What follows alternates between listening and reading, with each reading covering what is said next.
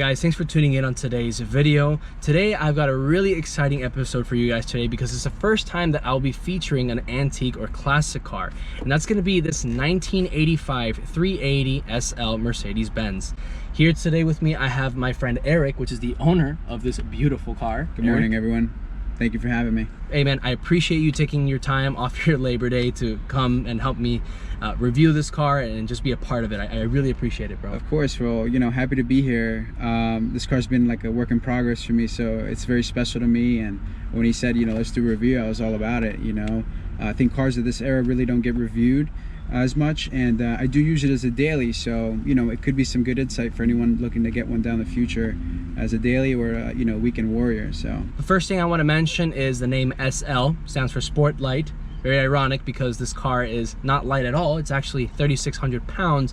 The whole Sport Light thing, it doesn't really match in my opinion, but you know, this car is not special because of the weight. I mean, let's not judge a car by the weight. Right. You should never judge anything by the weight.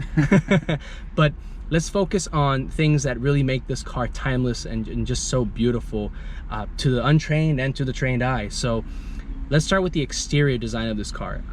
If I had to describe it in one word, I think it'd be elegant. It's just so beautiful. I mean, it looks so strikingly similar to the 300 SL from the 50s, the Gullwing. The SL has always been characterized as having that very long and sleek front hood, and then that smaller cabin and storage area. I mean, it kind of reminds me of this idea of like the perfect woman, or like the perfect elegant woman, where it's like a woman with tall, long legs. Kind of reminds me of that type of design. You know, the 300 SL, it all started from there. This is basically in the same bloodline, and then after they came out with the 280 SL in the 60s, and then this car actually came out in 73.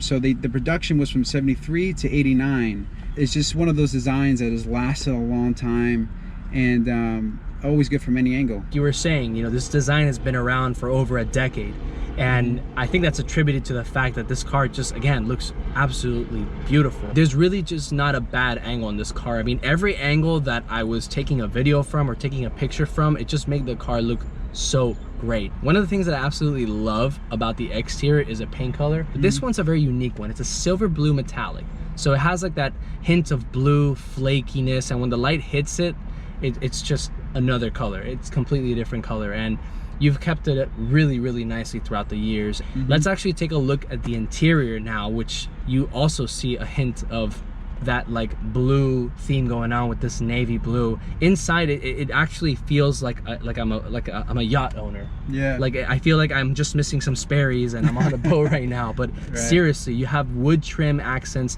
all over the car. The seats themselves look like you would find in like a luxury sporty boat, or even a private plane. You want to have a car that not only looks good on the outside and that like lasts and that drives good, but also that looks good on the inside, because that's where you're spending most of your time. I do like it because of that yacht feeling. You have the big dials, you have the wood trim, but you have the necessities. You know, there's not too many gadgets, not too many buttons.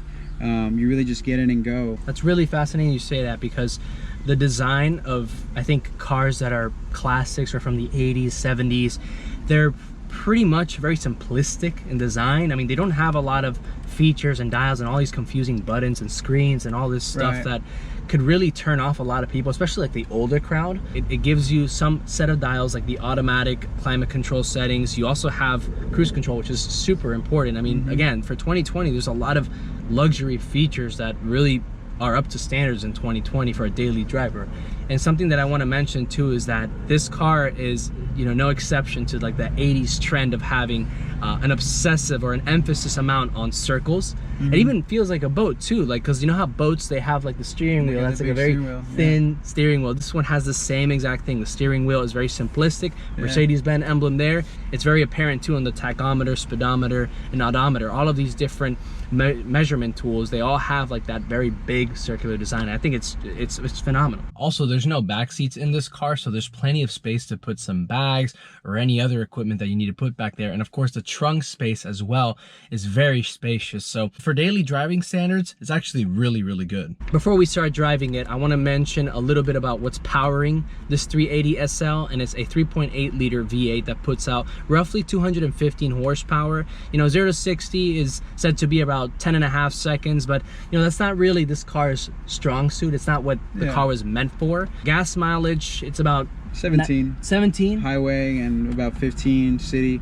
Damn, so holds about 20 gallons. You could put regular, it doesn't take premium or anything like that. One thing to know, if you ever do get this car, use non-ethanol gas, because back in the day they didn't have ethanol in the gas. All gas nowadays has ethanol, and it would corrode the, you know, the fuel system over time. But yeah, I mean, as far as gas, you know, I fill her up maybe, you know, once a week, every week and a half. It'll last me, you know, about 40 bucks. It's really not bad. All right, guys, so now that we've talked a little bit about the exterior, interior, and some of the specs about this car, I think now would be an appropriate time to start driving and taking advantage of this beautiful Miami weather. Let's do it. Immediately, as you start rolling, this feels exactly like a boat. Like, I'm not even exaggerating. Yeah, it's like a little yacht. It really does feel like at lower speeds, like you're in really calm water, you know, not big waves. That's it's just the suspension, all of that, and of course the interior design all adds to that yacht effect. So we're gonna come up on a little turn here. We're not gonna take it too fast because, again, this is not a real track oriented car. It's not a drag car either, but lovely, lovely. It has some body roll, but you know what, I think that's fairly normal. They all do. Yeah, they all do. This model has some body roll. All right, so we're getting on the highway now. Let's do our first little pull.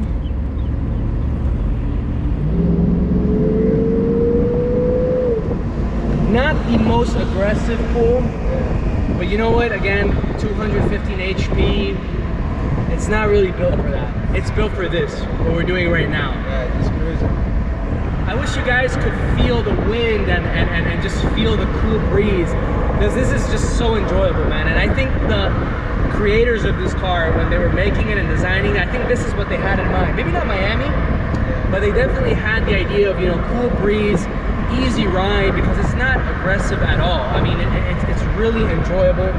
Dude, this is so nice. Yeah, man, some good weather for the ride today, so I'm happy about it. And guys, he daily drives this. This is not like a you know, weekend warrior. This is not a car that he's just saying, oh yeah, no, I daily. He actually daily drives this car. So on a good day like this, you know, you get to enjoy that all the time.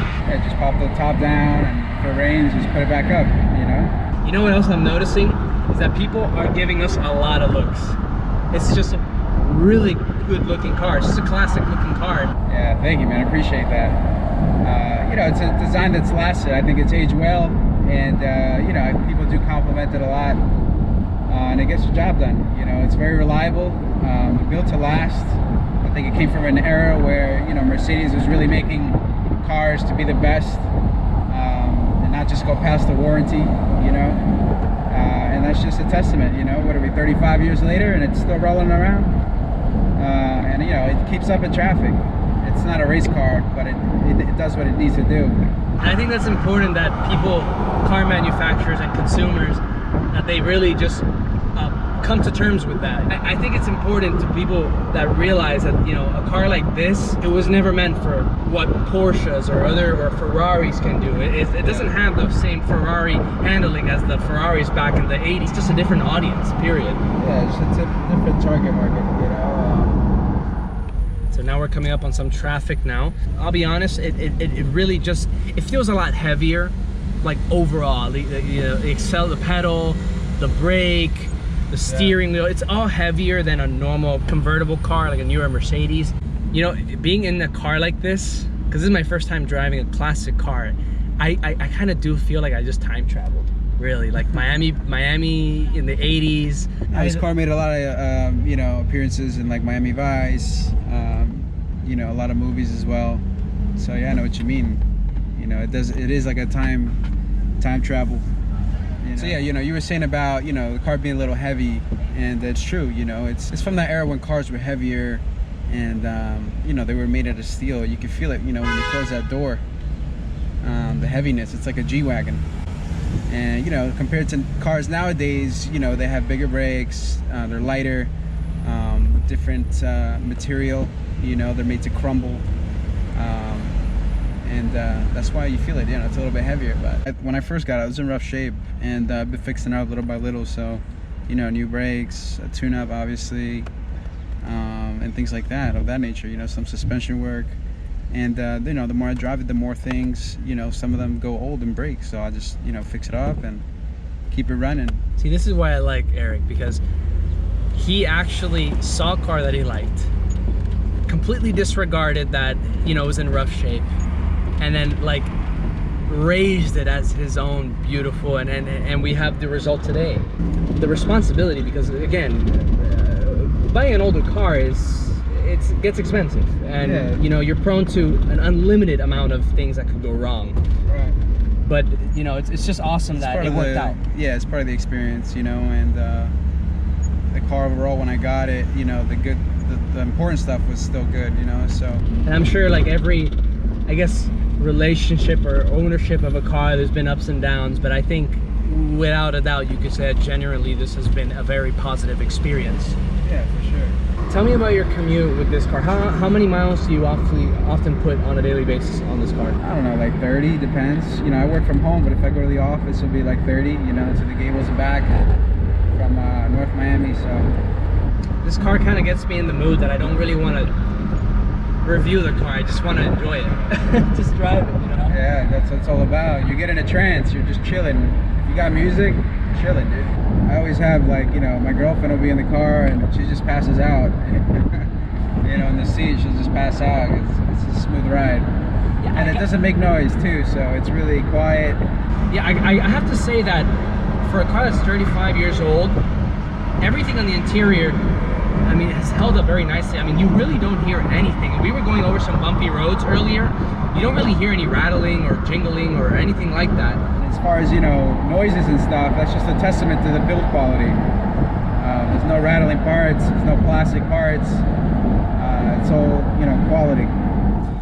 All right, guys, so we just came to a rest here. Eric, thank you so much for, you know, letting me get behind the wheel of your baby. You're welcome, brother. It actually beat a lot of expectations. I was thinking that this car was going to be a lot more like aggressive and rough, because, you know, it's a steel car. You would always imagine that heavier cars drive more aggressively, but this 35-year-old Mercedes Benz suspension just completely changed everything. And I think anybody that gets behind the wheel of this car will definitely enjoy it as much as I did driving it, and of course as Eric has been owning it and driving it on a day-to-day routine. So guys, thank you so much for taking the time to watch this video. I hope you guys found this video informative and entertaining. Go ahead and leave a comment in the section below. What was your favorite part of this car? Don't forget to like this video if you found it entertaining, guys. It helps out with the algorithm. And of course, guys, don't forget to subscribe, hit the notification bell so you don't miss any of my videos. Let's get to 2,000 subscribers by the end of 2020. That is the goal for 2020, 2,000 subscribers. And again, Eric, thanks, bro. I really appreciate it. You're welcome, brother. Thanks for having me, and I hope you guys got a kick out of something different. So thank you for watching. Take care, guys.